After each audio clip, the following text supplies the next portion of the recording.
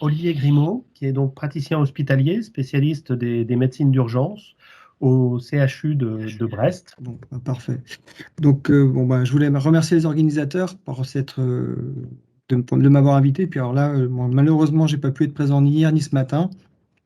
Les deux intervenants que j'ai eu la chance de voir, c'était vraiment très très intéressant.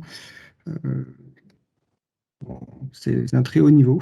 Je vais, euh, je vais vous présenter un.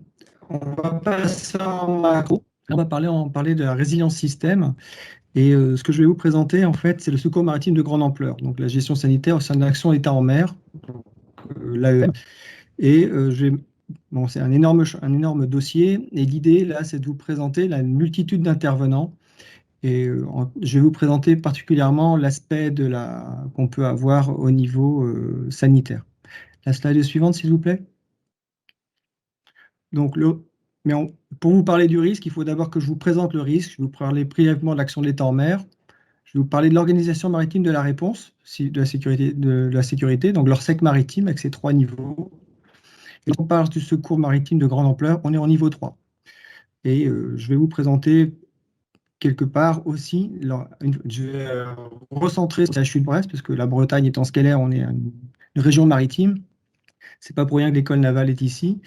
Et on va aborder la spécificité qui est spécifique à Brest. Et je vous présenterai 2 cas de situations hors sec réelles sur lesquelles on travaillait, sur lesquels il y a eu préalablement des entraînements et, qui nous ont bien servi pour bien répondre, pour répondre aux problèmes.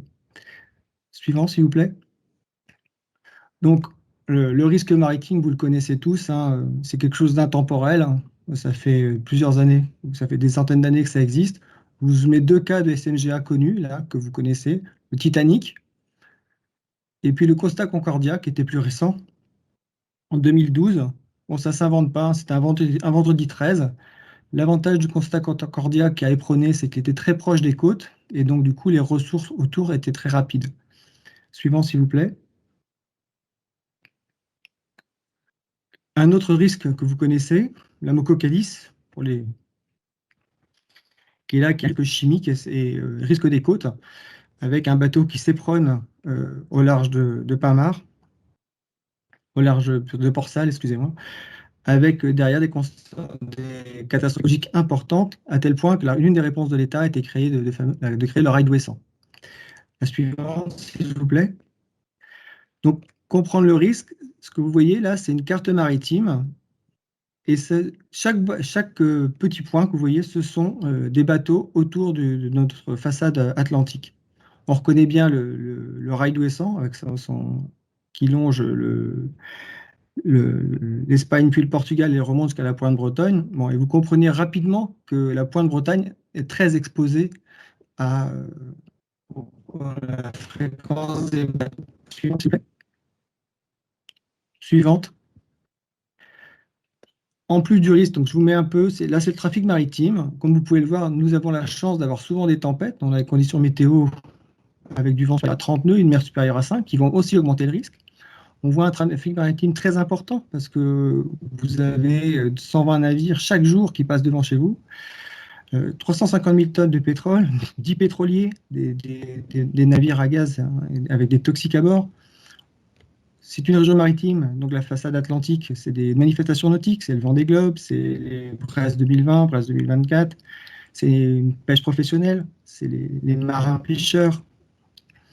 Donc, beaucoup de bateaux, beaucoup de trafic, beaucoup d'activités différentes, avec des cultures différentes, et forcément, on augmente de nouveau le risque. Et puis vient s'ajouter un nouveau risque de plus en plus prégnant. Suivant, s'il vous plaît. C'est ces fameux monstres, c'est des bateaux monstrueux qui sont capables d'accueillir de 5500 à 6000 passagers, auxquels vous rajoutez des membres d'équipage qui vont 2200. Si on prend les 2 bateaux de gauche, là, si les deux s'éperonnent, vous vous retrouvez avec 12 000 personnes à secourir. Donc ça, c'est un risque nouveau, pour des raisons économiques, des bateaux de plus en plus grands, avec de plus en plus de monde, qui augmentent considérablement le risque. Suivant, s'il vous plaît. Alors, je ne peux pas vous parler de la réponse de l'État au risque sans vous présenter un petit peu l'organisation de l'État en mer. Alors, Il y a beaucoup de sigles, beaucoup d'acronymes. Je ne vais pas m'attarder dessus, mais c'est que vous compreniez bien les interrelations nécessaires de l'État pour répondre à ce risque. Donc l'organisation d'État en mer, ça dépend du Premier ministre. Et ça passe sur le secrétariat général de la mer maintenant. Et puis, l'ensemble de l'organisation est généré par le vice-amiral d'escouade Olivier Lebas, c'est le préfet maritime de zone.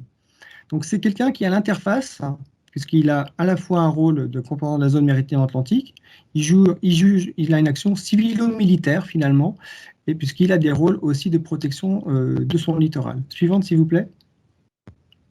Suivant.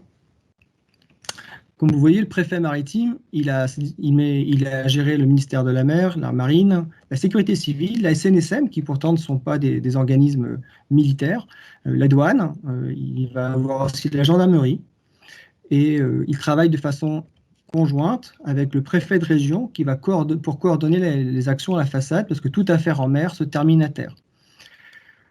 Donc, vous êtes dans une interface zonale avec beaucoup d'acteurs qui vont intervenir en cas de risque. Suivante, s'il vous plaît. Donc, ses principales missions, les interventions en mer, la régulation et la planification. Donc, vous voyez, le préfet maritime est issu de l'armée, mais il a une action très large et qui va de la gestion du territoire de santé et de la gestion de l'environnement, la régulation du flux maritime. Alors, comment ça se passe de façon quotidienne? Suivante, s'il vous plaît. Suivant.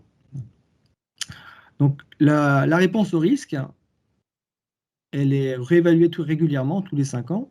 Et puis, il y a une analyse des risques itératifs. Et à partir des risques qu'on a découverts, on adapte la doctrine. Actuellement, c'est quelque chose qui est toujours actif. C'est qu'on n'a plus besoin d'activer un plan Orsec. Nous sommes toujours en Orsec niveau 1. C'est une mesure qui est progressive avec 3 niveaux. Il y a 4 volets. Le secours, la NED, le Polmar, la circulation. C'est quelque chose qui doit être mobile et adaptable et qui doit être testé, régulièrement éprouvé. Donc, il y a régulièrement des exercices. Suivante, s'il vous plaît. Pour que vous compreniez bien, le DOS, c'est le directeur des opérations de secours, c'est le préfet maritime. Vous avez les équipes de gestion de crise et les équipes de gestion d'intervention. De manière générale, tous les jours, nous sommes en Orsec niveau 1 et tout ce qui est géré en mer est géré par le CROSS Corsen, que vous connaissez, qui est le centre opérationnel et qui va s'occuper de la circulation globale et d'avoir une veille sécuritaire. En cas d'accident, on va avoir une augmentation, l'Orsec va passer en niveau 2, et où le centre opérationnel va se retrouver renforcé, soit en fonction de ce qu'il peut avoir besoin et du risque découvert, le risque auquel il est exposé. Et puis, il va y avoir une incrémentation potentielle à la demande du responsable vers le risque de niveau 3, l'Orsec de niveau 3. Et là, vous avez avec une équipe de gestion qui va se créer à la préfecture maritime, qui va nécessiter du coup une gestion beaucoup plus complexe et avec beaucoup d'intervenants. Suivant, s'il vous plaît. Donc là, à partir de maintenant, je vais vous parler du secours maritime de niveau 3, donc le SMGA. Donc, lorsque vous êtes en secours maritime, sauf contre-ordre exprès des opérateurs des opérations de secours, du directeur des opérations de secours, donc en l'occurrence du préfet maritime, la sauvegarde numéro 1, c'est la sauvegarde de la vie humaine. Priorité 1, sauvegarde de la vie humaine. Après, on doit protéger l'environnement, puis protection des intérêts connexes de la France, l'État côtier, et la priorité de préservation des navires ou des biens. Suivante, s'il vous plaît. Donc, lorsqu'on passe en priorité 1, la sauvegarde de la vie humaine, nécessairement, vous avez accès au secours et aux soins. Dans ce cas-là, on a plusieurs stratégies d'intervention pour améliorer au maximum la prise en charge des patients et des passagers. La stratégie prioritaire est le self-return to port. Donc, ça consiste à ramener le bateau au plus près du port et travailler au port. On peut aussi choisir d'évacuer uniquement les blessés seulement. Ça, c'est ce qu'on fait régulièrement en Orsec niveau 1. On peut médicaliser à bord. On peut donc projeter une équipe à bord du bateau. On peut abandonner complètement le bateau et travailler à côté. Donc on va transborder les patients et les passagers sur un autre bateau et travailler sur nos bateaux. Et puis au pire du pire, si le bateau a coulé, il faut récupérer le naufragé à la mer et proposer un accueil adapté à terre. Suivante, s'il vous plaît. Donc, lorsque vous avez un orsec, comme vous avez compris, il existe différents types d'orsec. Donc, et en fonction de cet orsec, vous avez le gestionnaire d'intervention qui va être différent.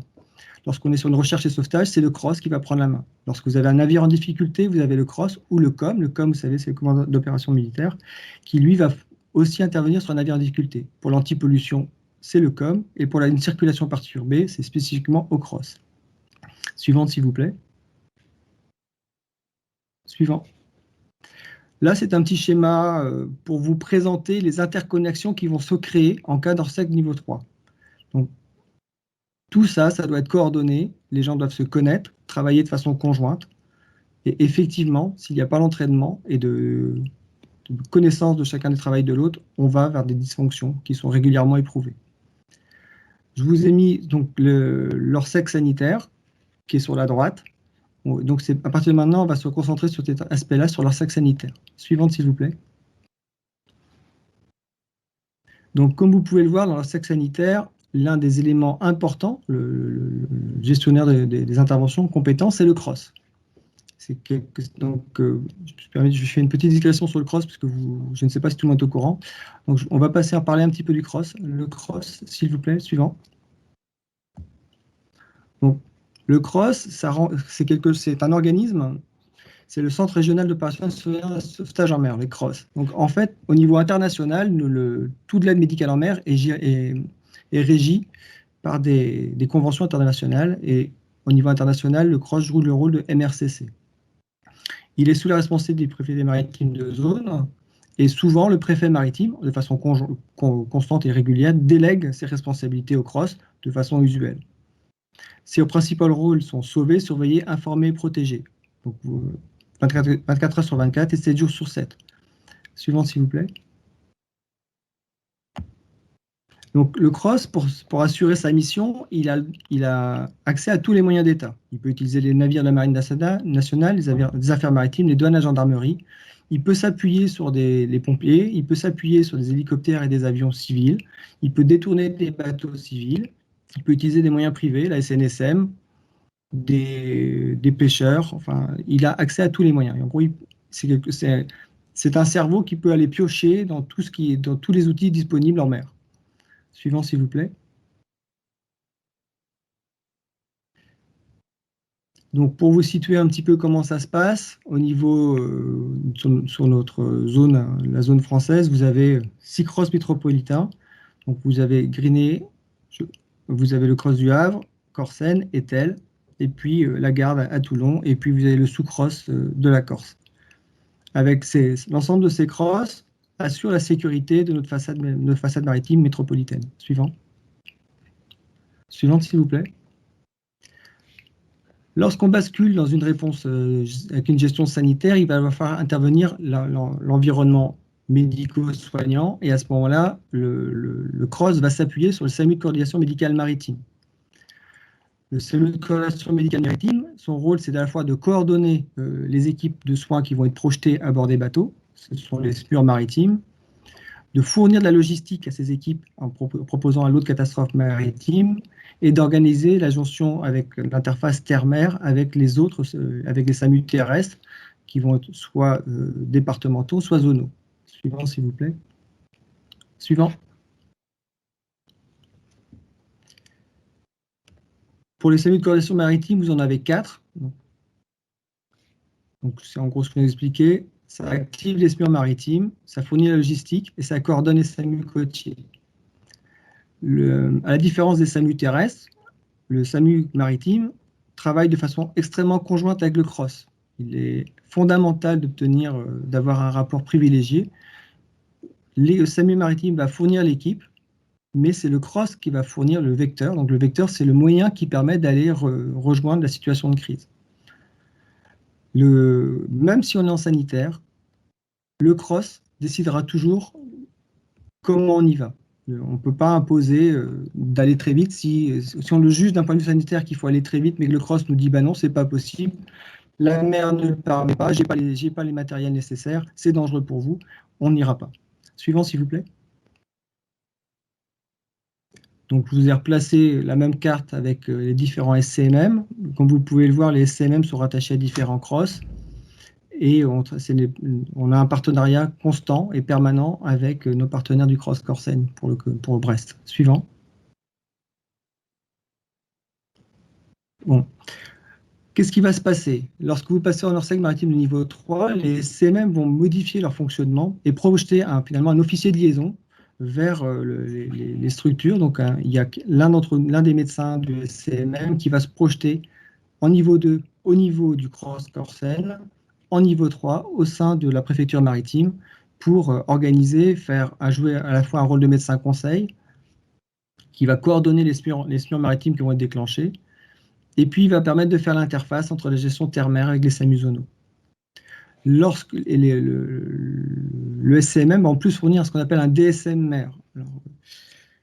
Qu'est-ce que c'est qu'un DSM? C'est un directeur de secours médicaux, c'est-à-dire que c'est un médecin qui va s'occuper à bord des bateaux d'organiser la prise en charge globale des patients sur le bateau. Donc il faut assurer la coordination sanitaire avec les autres éléments d'unité d'intervention engagés, c'est-à-dire que lorsque vous avez un bateau qui a un problème, il peut y avoir de l'agite, il peut y avoir un problème moteur, il peut y avoir le feu, et vous allez avoir une équipe de projection qui va évaluer tout ça. Et il faut qu'il y ait une coordination de ces équipes. Vous pouvez pas, si le bateau ne flotte pas ou a tendance à couler, c'est pas la peine de mettre une équipe dessus. Si vous avez un problème moteur, il est important que la logistique pour améliorer le fonctionnement du moteur soit envoyée. Si vous avez un problème de communication, peut-être faut-il envoyer des moyens de communication. Donc il y a une coordination de l'équipe sanitaire au sein d'une équipe de projetée. Il met au point donc le MCAM, et puis à bord du bateau, il faut évaluer la situation de crise, faire pratiquer les soins immédiats et éventuellement déployer ce qu'on appelle un poste médical avancé ou un PMA. Suivant, s'il vous plaît. Bon, un SMUR maritime, je vais passer très vite. En gros, ce sont des unités spécialisées, c'est des SMUR, donc c'est des médecins spécialisés en médecine d'urgence qui ont en plus une habilitation en milieu périlleux, qui ont nécessité du coup avoir des habilités de treuillage, survie mer, des protections spécifiques, du matériel matérialisé. Voilà. Et donc ces médecins sont soit issus du civil, soit issus du SSA ou du SDIS. Suivant, s'il vous plaît. Suivante. Je vous ai placé les SMUR maritimes et là, on voit bien que la ressource, elle est faible. Je vous ai parlé de bateaux de 5000 personnes, et puis là, vous apercevez que des SMUR maritimes, vous en avez au Havre, à Granville, à Brest, à Vannes, à La Rochelle, à Bayonne, à Toulouse. Là, il manque Cazaux, qui est une base militaire. Et là, il faut savoir que chaque SMUR maritime, c'est en gros 2 à 3 équipes maximum. Donc la façade, on s'aperçoit immédiatement, dans cette configuration-là, que la ressource humaine qui va être déployée va être vite à saturation. Suivant, s'il vous plaît. Je vais vous présenter maintenant l'unité dont je suis responsable, et pour que vous compreniez comment elle va s'articuler au niveau de la réponse Orsec. Donc l'Orsec maritime de niveau 3 nécessite donc l'implémentation du SMM Manche Ouest, donc qui est le cerveau finalement, c'est là où on va prendre les décisions sanitaires. Le SMUR maritime Brest-Lanvéoc, qui est lui les équipes, donc c'est le bras armé, et le lot multivictime, qui est finalement l'intendance et la logistique qui va permettre de répondre aux risques. Suivant, s'il vous plaît. Suivant. Donc, le SCMM, il est positionné physiquement au CHRU. C'est quelque chose qui utilise les ressources humaines et logistiques des communications du SAMU 29. Il régule les affaires en mer conjointement avec les CROSS Corsen et ETEL. Suivant. Les SMUR maritimes sont des équipes civilo-militaires composées de civils, les personnels du SMUR dédiés à la qualification avec expertise spécifique, comme je vous ai expliqué. Donc une équipe restreinte de 4 praticiens et 5 infirmiers. Et les médecins militaires de la base aéronavale de Lanvéoc. C'est du travail conjoint avec des opérations qui sont civilo-militaires, avec un travail, par exemple, là c'est une intervention avec la 33 sur un NH90, à bord d'un navire civil, avec un médecin civil, avec un plongeur, donc le plongeur qui sécurise l'arrivée du médecin à bord, militaire. Suivant, s'il vous plaît. Alors, l'une des spécificités de Brest, c'est l'aspect hauturier. Sur cette carte, vous voyez les lieux d'intervention des différentes interventions maritimes qu'il y a eu par rapport. Chaque point correspond à une intervention. C'est une intervention qui sont à longue durée d'action, à longue élongation, à forte contrainte temporelle et environnementale. Donc, on bascule en haute mer avec une prise en charge longue. Suivant, s'il vous plaît. L'eau catastrophe maritime. Alors, c'est quelque chose qui est apparu, qui a été développé il y a 5 ans de ça, à la demande de l'État. L'État, face à l'évolution du risque, après, s'est rendu compte qu'avec ses navires à passagers, l'augmentation de la fréquence, il fallait pouvoir répondre s'il y avait plusieurs victimes. Donc, il a été décidé de développer, afin d'améliorer la résilience et répondre aux risques qui apparaissaient, un lot polyvalent de secours qui puisse être projeté en mer. La suivante, s'il vous plaît. Seulement, pour se projeter en mer, c'est difficile. Vous avez une spécificité maritime, il faut que la navigation soit humaine, il y ait une flottabilité, si possible que ce soit étanche, élitroyable, transbordable, aérotransportable. Et puis, en plus, il faut pouvoir, c'est dommage d'avoir un lot qui soit uniquement maritime, il fallait qu'il y ait une interopérabilité, donc il fallait qu'il soit possible, qu'on puisse l'utiliser aussi au niveau terrestre, avec une modalité d'emport multivecteur. Donc, lorsque vous avez une crise, vous allez aller rechercher le maximum de ressources. Lorsqu'on est en mer, on va chercher à transporter le matériel, probablement par hélicoptère, par bateau, et donc il faut que ce que vous avez défini comme matériel puisse rentrer dans tous les vecteurs. À titre d'exemple, de façon quotidienne, lorsque vous faites un secours en mer sur un hélicoptère de la Marine nationale, la bannette dans laquelle vous mettez le patient ne peut pas rentrer dans un hélicoptère de sécurité civile, tout simplement parce qu'il n'y a pas les accréditations et les normes nécessaires. Ça, c'est un vrai problème. Si ça n'a pas été anticipé, si les accréditations ne sont pas données avant, ça peut être un vrai problème en cas de risque avéré. Suivant, s'il vous plaît. Donc, le matériel, c'est du matériel élitroyable, ce sont des caisses maritimisées. Bon, c'est une matériel qui est sur la responsabilité exclusive de l'unité. Suivant, s'il vous plaît.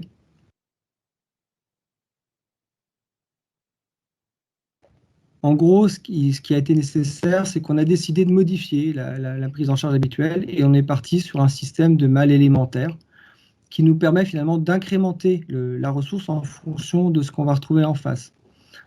L'idée étant d'avoir quelque chose de fonctionnel et puis de très modulaire. Suivant, s'il vous plaît. À ça, afin d'anticiper l'utilisation de la ressource, on a défini des modalités d'emport. Donc là, vous avez 2 emports principaux nous concernant, donc la belle que vous connaissez, avec des mobs d'usage, c'est-à-dire qu'on a prédéfini, on a anticipé comment allaient rentrer les caisses, dans quel ordre et à quel endroit on allait les placer. Suivant, s'il vous plaît. Un petit schéma. Donc, qu'est-ce qui va se passer? Donc, lorsque le bateau il va y avoir un problème à bord du bateau, le commandant va prendre contact avec le CROSS va prendre contact avec le centre du SCMM de Toulouse, puis il va lui-même prendre contact avec le SCMM de Brest. Suivante. Lorsqu'on va s'apercevoir qu'on est face à un orsec de niveau 2, voire de niveau 3, immédiatement, on va projeter un médecin au CROSS qui va donc être l'officier de liaison qui va permettre d'aider le CROSS à la décision par rapport au type d'évacuation. Puis projeter un médecin à bord du bateau en se posant la question de savoir si on crée ou non un poste médical avancé en mer. En parallèle, au sein du SAMU et du SCMM, va s'ouvrir une salle de crise. Suivant, s'il vous plaît. Et rapidement, il va falloir adapter la réponse terrestre. Immédiatement, si vous avez, par exemple, on va réguler quelque chose à côté de Saint-Malo, le SCMM étant à Brest, le bateau va revenir au niveau de Rennes, et donc le SAMU présenté sera le SAMU 35 et non pas le SAMU 29. Donc, il faut prendre contact avec le SAMU qui va recevoir les patients, définir une zone de contact terre ou un port pivot, savoir si on fait ou non un poste médical avancé à terre, définir la structure sanitaire de réception sur laquelle risque d'activer un plan blanc. Un plan blanc, c'est une activation de réception multivictime. Et d'un point de vue zonal, on va avoir une activation de la salle de crise zonale, l'ARS de zone va être mise en place et le SAMU de zone. Chacun de ces éléments doit être interconnecté, assurer une bonne communication, être sur la même planète, c'est-à-dire être en temps réel sur la même situation. Suivante, s'il vous plaît. Il peut arriver qu'il y ait besoin de ressources supplémentaires et on va aller piocher du matériel et du personnel dans d'autres structures. Voilà. Suivant, s'il vous plaît. Donc, comme vous voyez, c'est une organisation complexe qui nécessite une implication de beaucoup de ministères et beaucoup de personnel de l'État, y compris des civils. Régulièrement, ces situations sont éprouvées avec des exercices. Suivant, s'il vous plaît.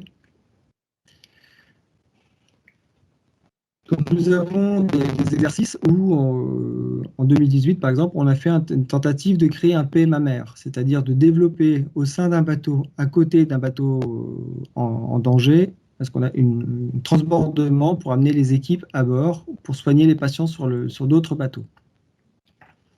Et puis, vous avez peut-être entendu parler, en 2019 est apparu le naufrage du Grande America. C'est un navire en feu avec une évacuation d'équipage. Donc, on a pu, grâce à nos entraînements et grâce à l'évaluation du risque initial, on a pu proposer une solution. Et effectivement, le lot maritime a été déployé avec 5 mâles qui ont été envoyés par un hélicoptère, transbordés sur une RIA, puis pour activer un PMA. Finalement, il y a une coordination internationale, puisque c'est la frégate MHS Argyll de la marine anglaise qui a récupéré les patients. Les patients ont été transbordés sur le RIA Argonaut, puis gérés à bord de l'Argonaut, où ils ont été évalués médicalement par le DSMR. Suivant, s'il vous plaît. Donc le Grande America, le feu, s'il vous plaît. La suite. C'est pour vous donner une idée de la temporalité. Donc, lorsque la mise en alerte s'est faite au niveau du cross-étel, au niveau sanitaire, il était 0h48. Suivante, s'il vous plaît. La suite. Suivante. Lorsqu'on voit que le 0h48 démarrage, 1h56 déclenchement du cross et 1h30 vous avez le lot PSMR qui est projeté. Puis le lot est arrivé effectivement sur l'Argonaut à 12h18, c'est-à-dire que malgré l'activation du lot, il y a eu un delta temps de presque 12 heures avant le transbordement du PSM et le départ du bateau. Suivante, s'il vous plaît. Donc là, vous avez un PMA à bord d'un bateau. Suivant. La salle d'examen, la zone de stockage. Suivant, s'il vous plaît. Au sein de l'Argonaut, l'organisation spatiale, c'est-à-dire qu'on redéfinit le fonctionnement à bord du bateau. Suivant, s'il vous plaît. Là, c'est l'ensemble de la mission, avec une mission qui commence donc à 0h48 et qui se termine à 17h21 pour l'ensemble de l'action du SMMR. La mission étant continuée derrière pour la préfecture maritime, puisque le Grande America, c'est quelque chose qui a travaillé au moins sur 5 jours avec une ouverture permanente de la salle de crise. Suivant, s'il vous plaît. Un autre exemple d'entraînement et puis de mise en application. Là, il s'agissait de nouveau d'avoir, on était sur l'exercice de nouveau, on avait testé une autre approche qui était de déployer le PSMR directement sur le bateau. En 2020, le Free Dolphin, c'est un bateau qui transportait des céréales, a été victime d'une intoxication au phosphate d'aluminium. Le phosphate d'aluminium, c'est un produit qui permet d'éviter la germination des graines, afin que lorsque vous mettiez du blé en Chine et qu'il arrive ici, qu'il n'ait pas germé. Le problème, c'est que c'est un toxique très important. Et sur ce bateau, il y avait eu une atteinte de la cuve et le gaz s'est probablement infiltré entre les deux coques et est arrivé au niveau de la zone d'équipage. Il y a donc un déclenchement qui est fait pour 4 patients d'intoxication grave. Et à ce moment-là, il y a une action qui a déclenché. Suivant, s'il vous plaît. Suivante. Donc là, vous voyez qu'à 18h30, c'est le début de l'activation. Et puis, le premier bilan initial est à 1h du matin. La fin de l'émission, 7h30 du matin. Donc, ce qui est intéressant de voir là, c'est les délais effectifs quand la crise s'installe pour activer toutes les chaînes de commandement et pour avoir une efficience de l'action. Il est évident que pour sortir de ça, il faut s'entraîner, il faut se connaître, il faut échanger régulièrement. Et puis, c'est l'une des solutions que l'on a au niveau de la Bretagne pour développer la protection de la surface atlantique. Suivante, s'il vous plaît. L'équipe que vous voyez là, c'est l'équipe qui a réalisé la mission Free Dolphin, donc une mission qui a duré de 18h30 à 7h30 du matin, où ils ont quand même pris en charge 3 patients graves, dont un qui est décédé à bord du bateau. Suivante, s'il vous plaît. Donc, les missions maritimes. Une suivante, s'il vous plaît. Je vous remercie de votre attention.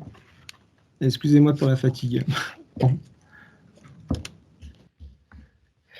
Merci beaucoup. C'est tout à fait passionnant et un peu rassurant. Du coup, on sait qu'on peut prendre le bateau en ayant un backup efficace. C'est impressionnant de voir à quel point l'enchevêtrement des différents niveaux organisationnels peut produire de l'efficacité. Pour faire le lien avec les interventions qu'on avait précédemment, on imagine bien à quel point ça nécessite de la coordination vraiment pluri-acteurs et pluri-systèmes et qui doit vraiment être anticipée et préparée en avance.